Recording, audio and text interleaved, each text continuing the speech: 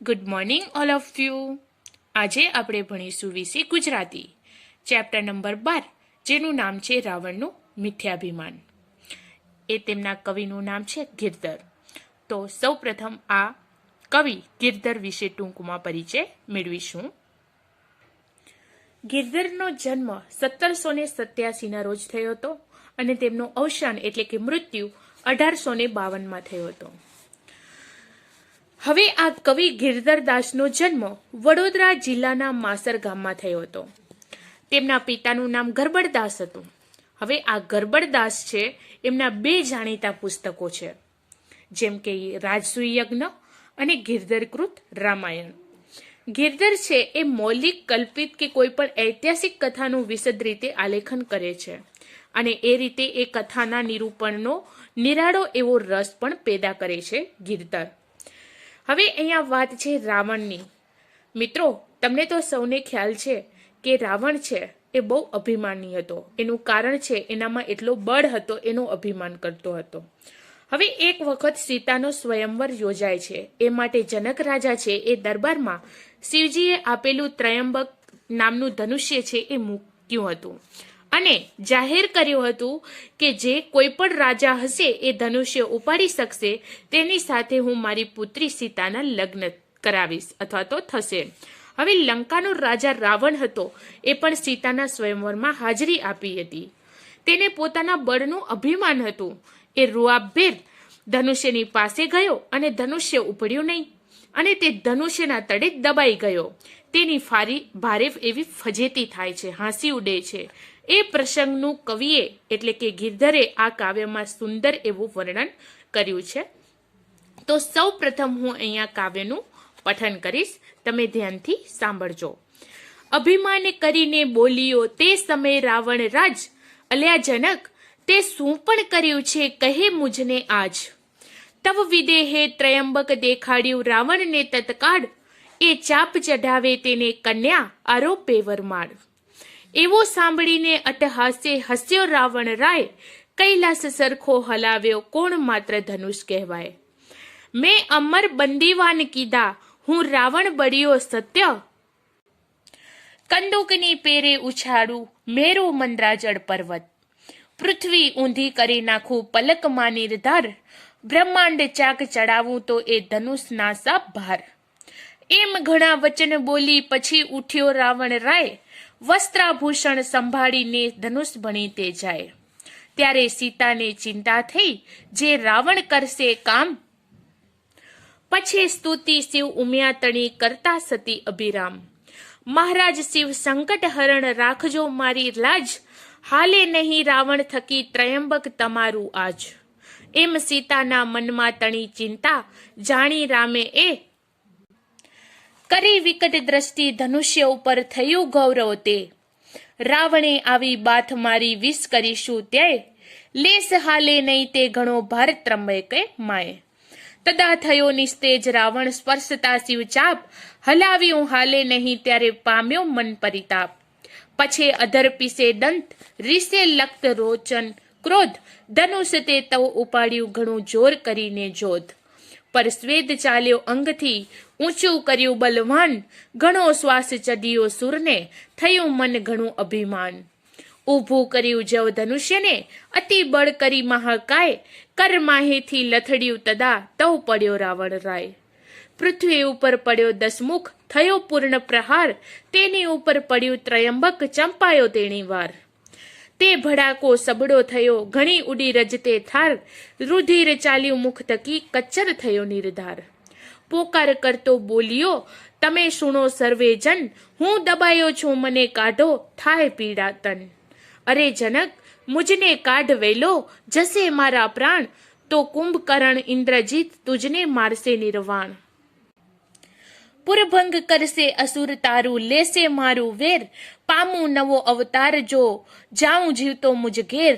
એમ તે સમય ચંપાયો રાવણ થયું દુઃખ અપાર, પૃથ્વી પર પડ્યો નિશિચર કરે મુખ પોકાર. પોકાર કરતો મુખે રાવણ પીડા પામે તનરે, ત્યારે સર્વ સભા સાંભળતા બોલ્યા જનકરાય વચન રે. તો મિત્રો, આ તમે સાંભળ્યું પઠન એ કાવ્ય ઉપરથી તમે થોડી ઘણી સમજ પણ મેળવી જ ગયા હશો, છતાંય પણ હું એમાંના કેટલાક અપરિચિત શબ્દો છે એના વિશે પણ સમજ આપું છું. તમે ધ્યાનથી એ શબ્દો સાંભળજો, પછી હું એ કાવ્યની સમજૂતી આપીશ. હવે આ આખું કાવ્ય છે એ ગિરિધરકૃત રામાયણમાંથી આ લેવાયેલો ભાગ છે, કવિતા છે.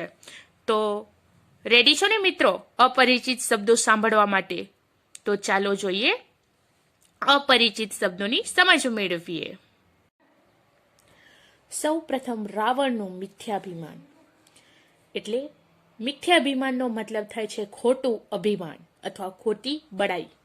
તો એ જે ખોટું અભિમાન હતું એ કોને હતું? તો રાવણને હતું. બરાબર. રાવણ રાજ એનો મતલબ થાય છે રાજા રાવણ. જનક તો સીતાના પિતા. તૌ એટલે ત્યાં. વિદેહે તો જનક રાજાનું એક નામ છે વિદેહે. ત્રયંબક એટલે શિવજીના ધનુષ્યનું નામ, એને ત્રયંબક કહેવાય. તત્કાળ એટલે તરત જ, તે સમયે. ચાપ, ચાપ એટલે ધનુષ્ય. આપણે કહીએ ને કે આ ધનુષ્ય, એની પણજ, ધનુષ્યની પણાજ, એને ચાપ કહેવાય. આરોપે પહેરાવે. વરમાળ એટલે ફૂલની વરમાળા. અટ્ટહાસે ખડખડાટ હાસ્યથી. રાય એટલે રાજા. કૈલાસ એટલે હિમાલયનું શિખર, એટલે કે જ્યાં શિવજી એટલે શંકર ભગવાનનું નિવાસ સ્થાન છે, એ કૈલાસની વાત છે. સરખો એટલે જેવો. કોણ માત્ર ધનુષ્ય કહેવાય. એટલે કે અહીંયા વાત છે કે ધનુષ્ય ની વાત. અમર એટલે દેવો. બંદીવાન એટલે કેદી. બળિયો, બળિયો એટલે બળવાન. કંદુક એટલે રમવાનો દડો.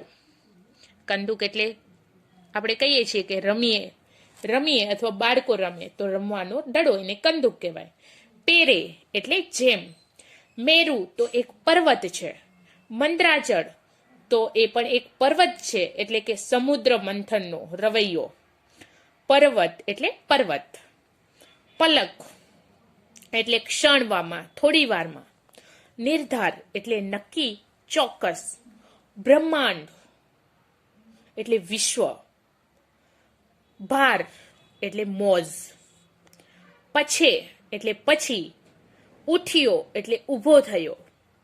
વસ્ત્રાભૂષણ એટલે વસ્ત્રો અને ઘરેણાં. સંભાળીને એટલે વ્યવસ્થિત કરીને. ભણી એટલે તરફ. સ્તુતિ આપણે કહીએ ને કે આપણે સ્તુતિ કરીએ, પ્રાર્થના. સ્તુતિનો મતલબ થાય છે પ્રાર્થના. શિવ ઉમિયા. શિવ ઉમિયા એટલે શું થશે? શિવ એટલે તો તમને સૌને ખ્યાલ જ છે. શિવ ઉમિયા તણી એટલે પાર્વતી અને શંકર ભગવાનની. અભિરામ એટલે સુંદર. સંકટહરણ એટલે દુઃખને હરનાર. ઠકી એટલે થી. વિકટ દ્રષ્ટિ એટલે તીક્ષ્ણ એવી નજર. ગૌરવ એટલે આપણે કહીએ ને ગૌરવ, આપણી લાગણી, એટલે ભારેખમ એવું. ગૌરવ તે એટલે ભારેખમ. વિસ કરીશું એટલે 20 હાથ વડે. ત્યાંય એટલે ત્યાં. લેસ એટલે થોડું, જરા, પણ, એવી રીતે. જરાય, થોડું, લેસ. માય એટલે ધનુષ્યમાં, એની વાત કરી છે. તદા એટલે ત્યારે. શિવચાપ એટલે શંકર ભગવાનનું ધનુષ્ય, જેને કહેવાય ત્રયંબક. પરિતાપ એટલે સંતાપ. અધર એટલે નીચલો હોઠ. દંત એટલે દાંત. રક્તલોચન એટલે લાલ આંખો, જોધ એટલે યોદ્ધો, પરસ્વેદ એટલે પરસેવો, અંગથી એટલે શરીરથી, સુર એટલે સુરવીર, બલવાન એટલે તાકાતવાન, જવ એટલે જ્યારે, અતિ એટલે ઘણો અથવા ઘણું, મહાકાય એટલે રાવણ, તદા તદા એટલે ત્યારે, દસમુખ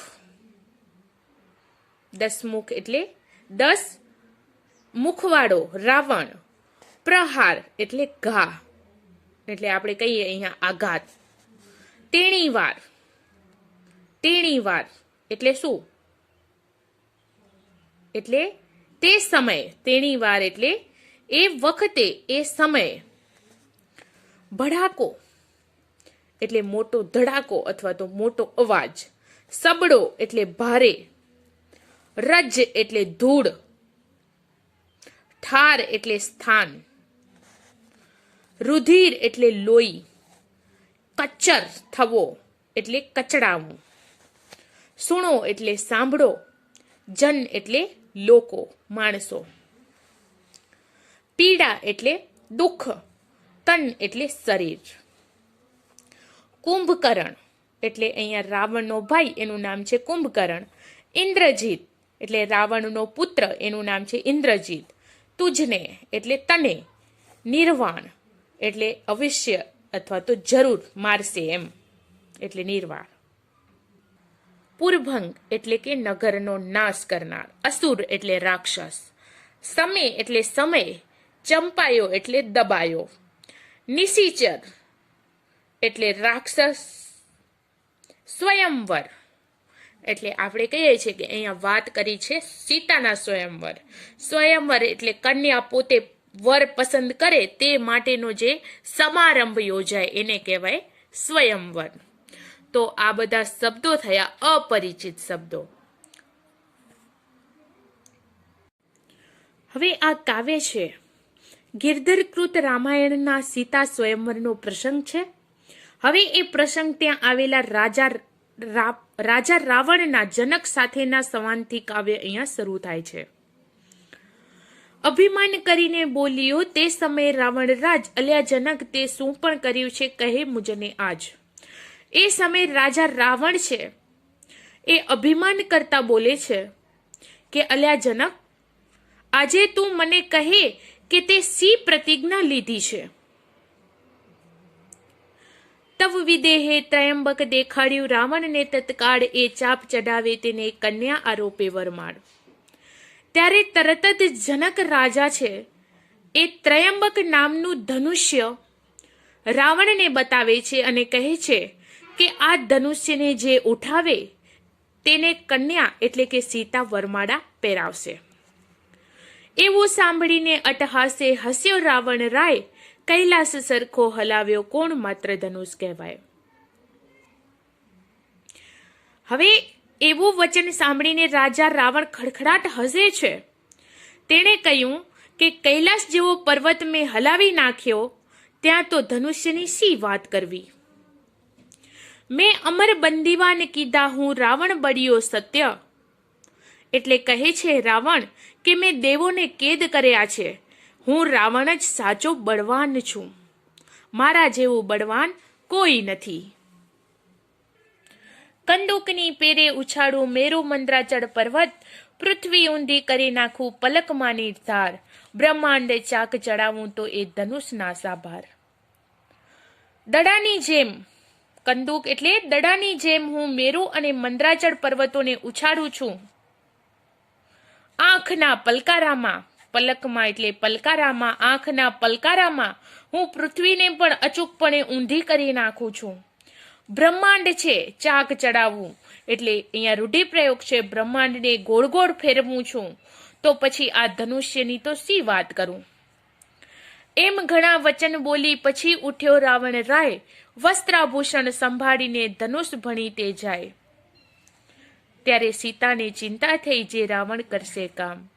એમાં ઘણા વચન બોલી, એટલે અહીંયા એવા ઘણા વચન બોલીને રાજા રાવણ ઊભો થયો. પોતાના વસ્ત્રો અને ઘરેણાં વ્યવસ્થિત કરીને તે ધનુષ્ય તરફ ચાલ્યો. ત્યારે સીતાને ચિંતા થઈ કે રાવણ આ કામ એટલે કે કયો ધનુષ્ય ઉપાડવાનું કરી લેશે. પછી સ્તુતિ શિવ ઉમિયાતણી કરતા સતી અભિરામ, મહારાજ શિવ સંકટ હરણ રાખજો મારી લાજ.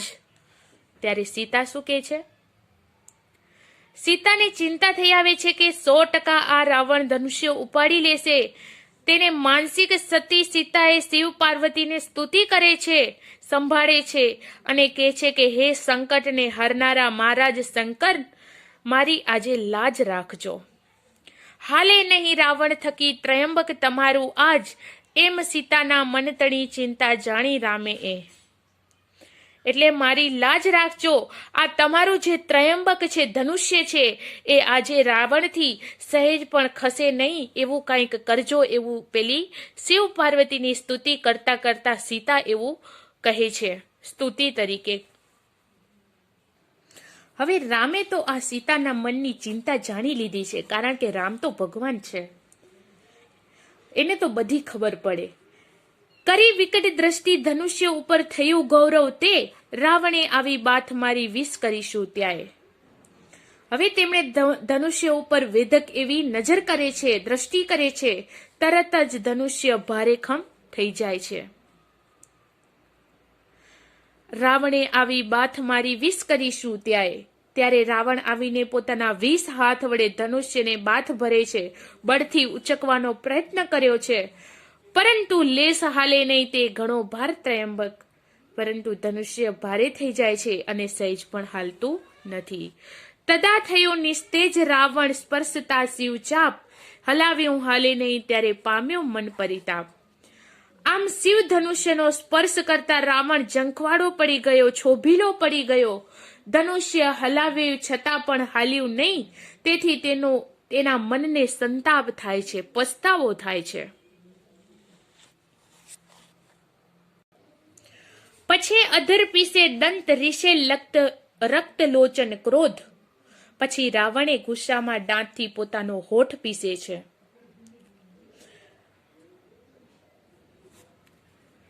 ધનુષ્ય તે તવ ઉપાડ્યું ઘણું જોર કરીને જોત. એની આંખો ક્રોધથી લાલ ગુમ થઈ ગઈ છે. પોતે યોદ્ધો છે, યોદ્ધાએ ઘણું જોર કરીને ધનુષ્ય ઉપાડ્યું. પરસેવ ચાલ્યો અંગથી ઊંચું કર્યું બલવાન, ઘણો શ્વાસ ચઢ્યો સૂરને થયું મન ઘણું અભિમાન. હવે બળવાન રાવણે ધનુષ્ય ઊંચું કર્યું, ત્યાં શરીરે તો પરસેવો છૂટ્યો, રેબઝેબ થઈ ગયો પરસેવાથી. સુરવીરને ખૂબ શ્વાસ ચડી ગયો. સુરવીર બલવાન એવો અભિમાની રાવણને ખૂબ શ્વાસ ચડ્યો, તેને મનમાં ઘણું અભિમાન થયું. ઊભું કર્યું જવ ધનુષ્યને અતિબળ કરી મહાકાય. ખૂબ જોરથી કરીને રાવણે ધનુષ્યને જ્યારે ઊંચું કર્યું કે કર માહેથી લથડ્યું, તદા તો પડ્યો રાવણ હાર. જેવો તે ઉચકવા જાય છે તો હાથમાંથી એ છટક્યું, ત્યારે રાજા રાવણ ભોય પર પટકાયો. પૃથ્વી ઉપર પડ્યો દસમુખ, થયો પૂર્ણ પ્રહાર, તેની ઉપર પડ્યું ત્રયંબક, ચંપાયો તેની વાર. હવે આ 10 મુખવાળો રાવણ પૂરા પછડાટ સાથે ભોંય ઉપર એટલે કે તળિયા ઉપર જમીન ઉપર પડે છે. તેની ઉપર ધનુષ્ય પડે છે અને રાવણ તે નીચે દબાઈ જાય છે. તે ભડાકો સબડો થયો, ઘણી ઉડી રજતે ઠાર, રુધિર ચાલ્યું મુખ થકી કચર થયો નિર્ધાર. હવે આ મહાકાય રાવણના પડવાથી જોરથી અવાજ થાય છે, સબડો એવો અવાજ થાય છે. તે જ્યાં પડ્યો ત્યાં તો ખૂબ ધૂળ ઉડે છે. તેના મોંમાંથી લોહી છે એ પડવા લાગે છે, વહેવા લાગે છે અને તે ખૂબ ઘવાઈ જાય છે. પોકાર કરતો બોલ્યો તમે સુણો સર્વે જન, હું દબાયો છું મને કાઢો થાય પીડા તન. હવે પોકાર કરતા તે બોલે છે કે હે સર્વે બધા જનો માણસો તમે સાંભળો, હું દબાયો છું, મને મારા શરીરમાં પીડા થાય છે. અરે જનક, મુજને કાઢ વેલો, જશે મારા પ્રાણ. અને જનક રાજાને કહે છે કે મને ધનુષ્ય નીચેથી જલ્દીથી બહાર કાઢ, નહીં તો મારા પ્રાણ ચાલ્યા જશે. તો કુંભકર્ણ ઇન્દ્રજીત તુજને મારશે નિર્વાણ. અને કહે છે કે કુંભકર્ણ મારો ભાઈ અને ઇન્દ્રજીત મારો પુત્ર છે, એ જરૂર તને મારશે. પુરભંગ કરશે અસુર તારું, લેશે મારું વેર, પામું નવો અવતાર જો જોઉં જીતો મુજગેર. અને પેલો જે આ છે રાવણ, એ કે છે કે રાક્ષસો તારા નગરનો નાશ કરશે. શું કે છે? રાક્ષસો તારા નગરનો નાશ કરશે અને મારું વેર લેશે. જો હું નવો અવતાર પામીશ તો જીવતો મારે ઘરે જઈશ. એ પેલા જનક રાજાને કહે છે રાવણ. એમ તે સમય ચંપાયો રાવણ, થયું દુઃખ અપાર. અને આમ કરતા તેને તે વખતે ધનુષ્ય નીચે દબાયો છે, એને ખૂબ દુઃખ થાય છે. પૃથ્વી પર પડ્યો નિશિચર કરે મુખ પોકાર. અને તે પૃથ્વી ઉપર પડ્યો તે રાક્ષસ મુખેથી પોકાર કરે છે કે મને કાઢો. પોકાર કરતો મુખે રાવણ પીડા થાય તન. અને પોકાર કરતો બોલે છે, મુખથી બોલે છે કે શરીરમાં મને ઘણી પીડા થાય છે. ત્યારે સર્વ સભા સાંભળતા બોલ્યા જનકરાય વજન રે. ત્યારે એ વખતે આખી સભા સાંભળે એમ જનક રાજા આ વચન બોલે છે. તો અહીંયા આ રાવણનું મિથ્યાભિમાન, એટલે રાવણને ખૂબ અભિમાન હતું, એવો અભિમાન આ જનક રાજાને ઉતારવો હતો. અને આ સરસ મજાનું કાવ્ય જે આપણને વાર્તા સ્વરૂપે પણ લાગે છે. તો આ સરસ મજાનું કાવ્યની સમજૂતી અહીંયા પૂરી કરીએ છીએ. Thank you.